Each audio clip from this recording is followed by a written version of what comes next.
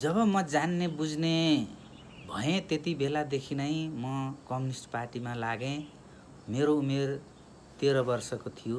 2036 सालदेखि नै म निरन्तर माले हुँदै एमाले हुँदै अनि माओवादीसँग मिलिसकेपछि त्यहाँबाट नेकपा हुँदै फेरि फुट्यो, त्यसपछि एमाले हुँदै अनि समाजवादीसम्म आएर काम गरियो। निरन्तर म सक्रिय छु। जुन मलाई जिम्मेवारी दिएको थियो पुरा गर्नको निम्ति म उस्तै परेको अवस्थामा 365 दिनका हरेक दिन काम गरेको हुन्थेँ, पार्टी काम गरेको हुन्थेँ र त्यसरी काम गर्दै गइसकेपछि समाजवादीको अधिवेशन आयो। अधिवेशन आइसकेपछि महाधिवेशन 10औं महाधिवेशनमा म पनि प्रतिनिधि भएँ। म कृषि श्रमिक किसान सङ्घको चाहिँ केन्द्रीय अध्यक्ष पनि भएँ। पार्टीको समाजवादीको केन्द्रीय परिषद सदस्य पनि भएँ। त्यसरी काम गरियो। जब अधिवेशन पछाडि कतिपय मान्छेहरू पदमा पुग्न सकेनन्, पुग्ने अवस्थाहरू रहेन। पार्टीले भने बमोजिमका काम गर्ने मान्छेहरू जो थिए तिनीहरू पछाडि पर्ने अवस्था आयो। किनकि त्यहाँ सर्वसम्मत हुने अवस्था भइसकेपछि त्यहाँ पदै सबैभन्दा ठुलो थिएन। त्यो अवस्थामा सर्वसम्मति बनाएर केन्द्रीय कमिटी छानिसके पछाडि धेरै मान्छेहरू जो काम गरेर म अगाडि जान सक्छु भन्ने थिए, ती पर्न सकेनन्। जसमध्ये म एकजना म पनि थिएँ। हो, सबैलाई पद पनि पुग्दैन, पदै सर्वेसर्वा नि होइन।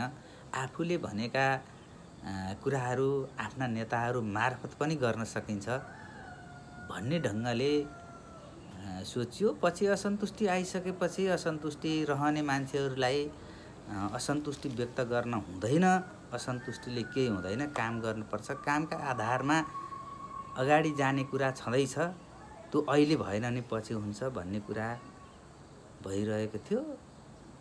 कि दिन बित्दै गयो। त्यसपछि झन् जसरी हामीले महाधिवेशनमा छानेका प्रतिनिधिहरू र नेतृत्वले सबैको कुरा सुन्नुपर्ने थियो, त्यो नसुनिसकेपछि मैले हाम्रो नेता कमरेड माधव नेपाल, कमरेड झलनाथ खनाल, घनश्याम भुषाल लगायत धेरै नेताहरूलाई जिल्लाका समस्या, देशको समस्या अनि जो कामकाजी कार्यकर्ताहरूको समस्या, जो काम नगर्नेहरूको पदलुलुप्ताको समस्या, यी सबै बारेमा छलफल गरियो। घर घरमा गएर कुराकानी गरियो। तैपनि सुनाइ हुन सकेन। अनि सुनाइ नभइसकेपछि अब चाहिँ केही गरे पनि नसकिनेछ। कुनै पार्टीमा पनि वास्तवमा जनताका समस्याहरू समाधान गर्ने भनियो, त्यो नहुने भइसकेपछि अब हामीले नयाँ ढङ्गले अगाडि बढेर समस्या समाधान गरौँ भन्दा अब उमेर पनि करिब करिब 60 को हाराहारीमा पुगिसकेपछि गर्न सक्ने अवस्थाहरू, अब नयाँ ढङ्गले जाने अवस्थाहरू नि कम रहेको हुनाले अब चाहिँ यी सबै कुराले चाहिँ अब अगाडि बढ्ने सोचहरू बनेको छैन।